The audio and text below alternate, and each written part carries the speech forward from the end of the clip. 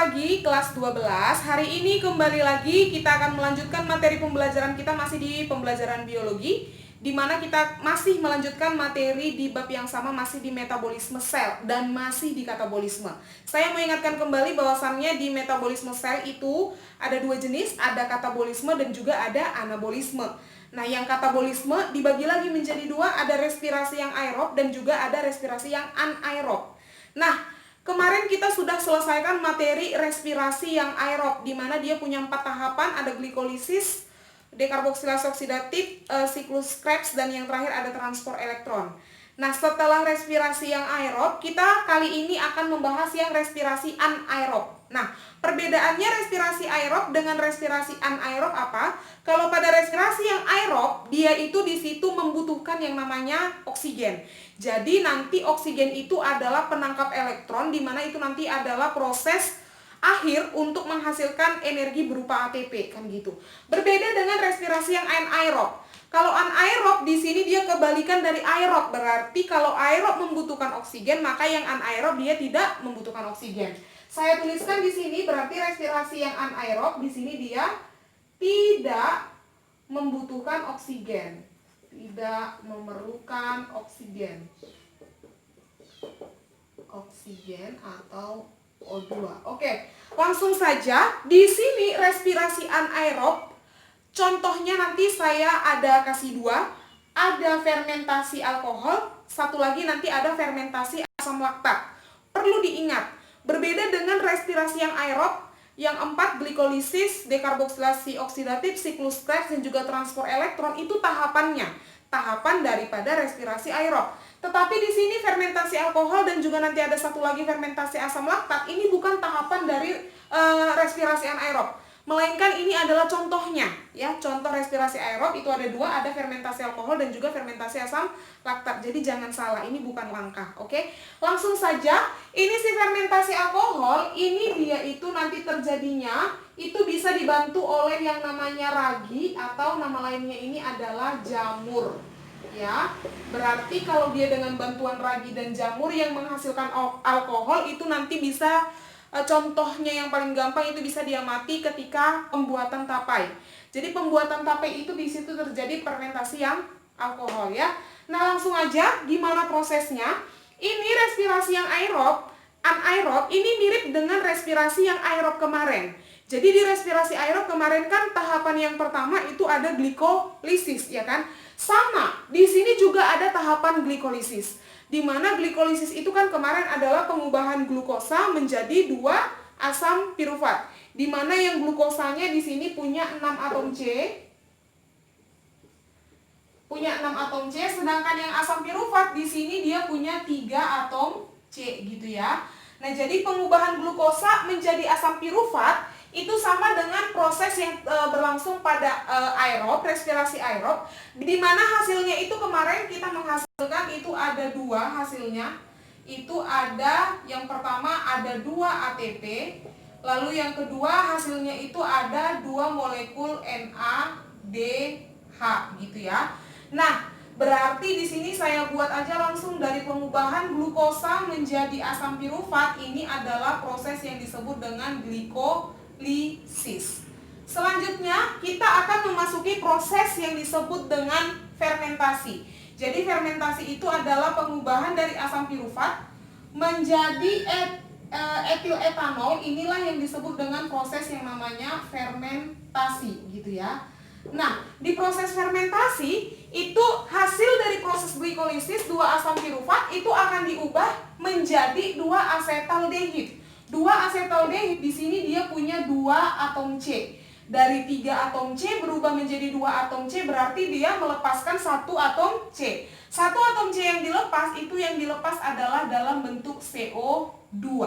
Berarti karena dia ada 2 asam pirufat dipecah, ya kan? Dilepaskan 1 atom C-nya dari 3 menjadi 2, karena dia ada 2 asam pirufat, maka dia di sini CO2 yang dilepas juga ada 2. Makanya dia menghasilkan juga 2 asetaldehid gitu ya. Nah, selanjutnya di sini asetaldehid ini diubah lagi menjadi 2 etiletanol, tapi di sini Etil etanol ini dia itu memiliki jumlah atom yang sama, atom C yang sama, yaitu ada 2. Jadi di sini asetaldehid 2 atom C diubah menjadi etil etanol yang juga punya 2 atom C. Nah, di sini dia proses pengubahannya itu tidak ada pengurangan atom C, tetapi di sini dia membutuhkan yang namanya NADH. Jadi di sini dia menggunakan NADH. Digunakannya yang namanya NADH. Kalau digunakan NADH maka dia akan berubah menjadi NAD positif. Nah, dari mana ini NADH dia gunakan? NADH-nya itu didapatkan itu dari proses glikolisis, di mana di sini hasil glikolisis ada 2 ATP dan juga 2 NADH. Berarti di sini 2 NADH-nya digunakan di sini. Nah, kenapa dua-duanya digunakan? Karena ada 2 asetaldehid. Berarti di sini 2 NADH diubah menjadi 2 NAD positif. Nah, inilah proses yang berlangsung di dalam fermentasi alkohol. Nah, ini juga yang menyebabkan makanya ketika kita membuat donat, ketika kita membuat donat itu kan ada penambahan ragi supaya katanya donatnya itu ngembang, ya kan? Nah, ragi itu adalah yang dimaksudkan untuk tujuan penghasilan fermentasi alkohol. Jadi kalau kita buat donat, adonan donat itu tanpa ragi, maka donatnya itu akan bantet, dia nggak akan ngembang. Kenapa? Karena tidak terjadi proses yang namanya fermentasi alkohol dengan bantuan ragi atau jamur gitu ya. Nah, di situ itu juga yang menyebabkan makanya ketika kamu itu buat tape, itu hasilnya biasanya baik tape ubi atau tape apapun, itu hasilnya biasanya itu ada yang berupa panas. Nah, panasnya itu dihasilkan dari pelepasan 2 CO2. Begitu. Nah, inilah yang berlangsung pada fermentasi alkohol. Dengan demikian kita bisa simpulkan di sini hasil akhirnya. Hasil akhir dari fermentasi alkohol yang pertama dia itu pasti menghasilkan 2 etil etanol. 2 etil etanol. Lalu yang kedua dia itu ada menghasilkan ini. Ada menghasilkan 2 ATP. NADH di sini sudah digunakan di sini ya. Berarti dia hasilnya ada 2 etil etanol di hasil akhir dan juga ada 2 ATP. Jadi proses fermentasi alkohol, respirasi anaerob fermentasi alkohol, dia di sini menghasilkan energi dalam bentuk ATP yang jumlahnya ada 2 molekul. Oke. Demikian penjelasan mengenai yang fermentasi alkohol. Selanjutnya kita akan lanjutkan mengenai yang fermentasi asam laktat pada video berikut. Adalah contoh yang kedua. Jadi ini yang kedua. Tadi yang pertama itu adalah fermentasi alkohol, yang kedua ini ada fermentasi asam laktat. Kalau tadi fermentasi alkohol itu dibantu prosesnya itu oleh ragi ataupun juga jamur, tapi di sini kalau fermentasi asam laktat ini langsung dia ini berlangsung, ini dapat terjadi pada, saya buat di sini langsung pada ototnya hewan dan juga manusia. Ya, hewan dan juga manusia.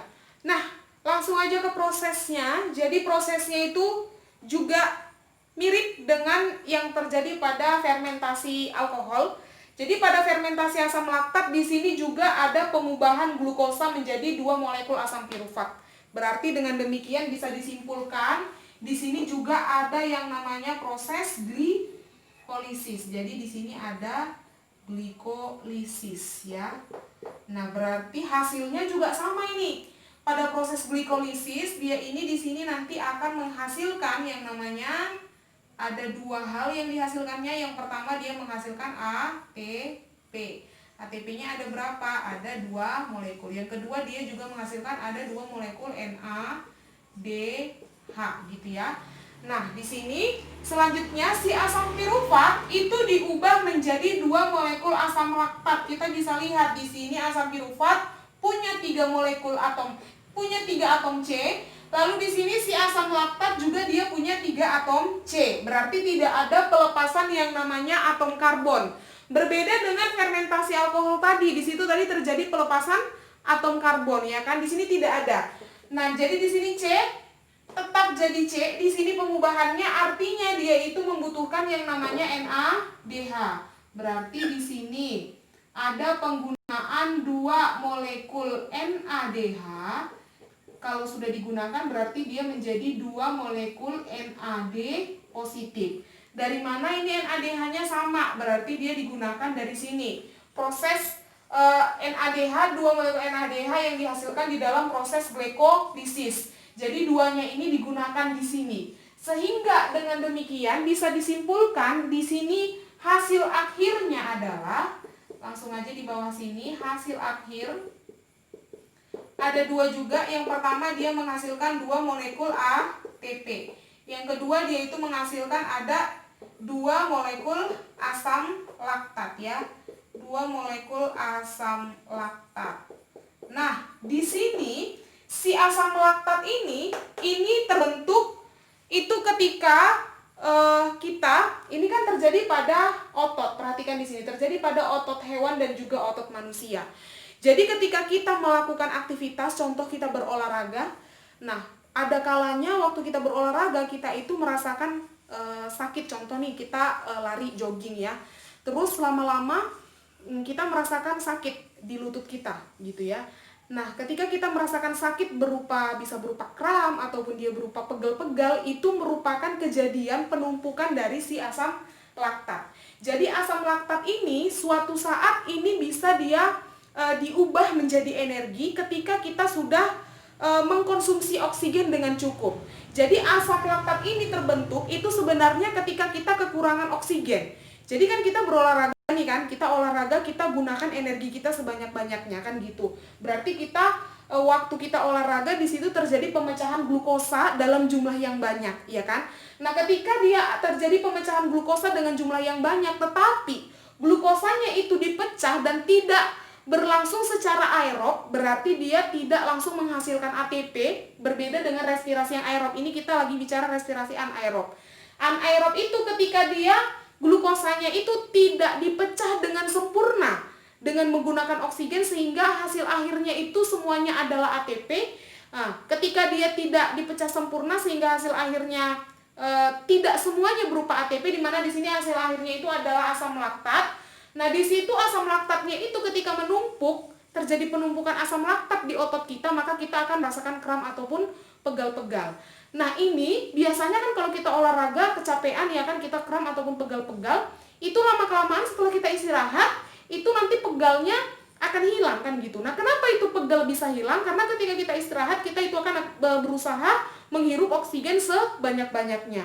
Nah, ketika kita berusaha menghirup oksigen sebanyak-banyaknya, oksigen itu akan diikat oleh si asam laktat. Maka dia lama-kelamaan nanti akan diubah lagi menjadi energi. Begitu. Nah, inilah yang berlangsung di dalam proses respirasi anaerob. Jadi sebenarnya proses respirasi itu tidak hanya bisa berlangsung ketika ada oksigen.